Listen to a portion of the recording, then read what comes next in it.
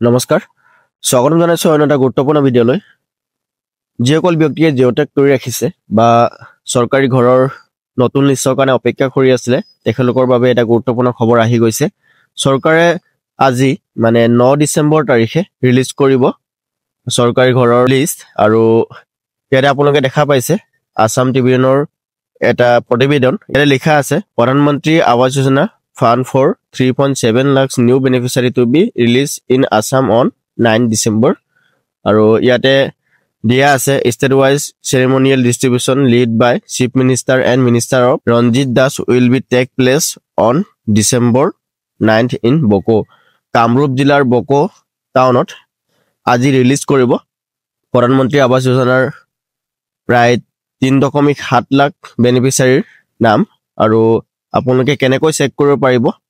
তাৰ যদি details video লাগে মোক কমেন্ট কৰিব নিশ্চয় মই আপোনালোকক চেক কৰি দেখুৱাম এটো ভিডিও জাস্ট আপোনালোকক মই খবৰটো দিব কাৰণে বনালো আৰু ইয়াতে আপোনালোকে দেখা পাইছে গুৱাহাটী 7th ফান্ড আন্ডাৰ প্ৰধানমন্ত্ৰী Awas Yojana will be released for nearly 3.7 lakhs new beneficiary in Assam on December 9 আৰু ইয়াতে লিখা আছে আপোনালোকে চাব পাৰে the announcement was made by Minister for Panchayat and Rural Development Ranjit Kumar Das আৰু তলতে আপোনালোকে দেখা পাব the beneficiary received the first installment will be able to begin construction of their homes immediately so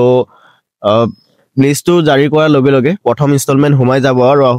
instalment হুমাই যোৱাৰ লগে লগে আপোনালোকে ঘৰ বনাবলৈ আৰম্ভ কৰিব পাৰিব ইয়াতে লিখা আছে আৰু এটো এটা জেনুইন প্ৰতিবেদন হয় কাৰণ আসাম ট্ৰিবিউন ফালৰ পৰা দিয়া আছে আৰু আপোনালোকে আপডেট চাব পাৰে 25/12 7 মানে 7 তাৰিখ 12 মাহ 2025 তাৰিখে এই প্ৰতিবেদন দাখিল কৰিছে আৰু আপোনালোকে দেখা পাইছে মিনিষ্টাৰ ৰঞ্জিত কুমাৰ দাসৰ ফটো আৰু কেনেকৈ আপোনালোকে অনলাইন চেক কৰিব পাৰিব তাৰ যদি সঠিক ভিডিও লাগে তেন্তে মোক কমেন্ট কৰিব নিশ্চয় আপোনালোকৰ বাবে মই এটা ভিডিও আনিম এই ভিডিওতে আপোনালোকক মই দেখুৱাম কেনেকৈ আপোনালোকে ইনষ্টলমেন্ট বা কিস্তি হুমাইছে নে চেক কৰিব পাৰিব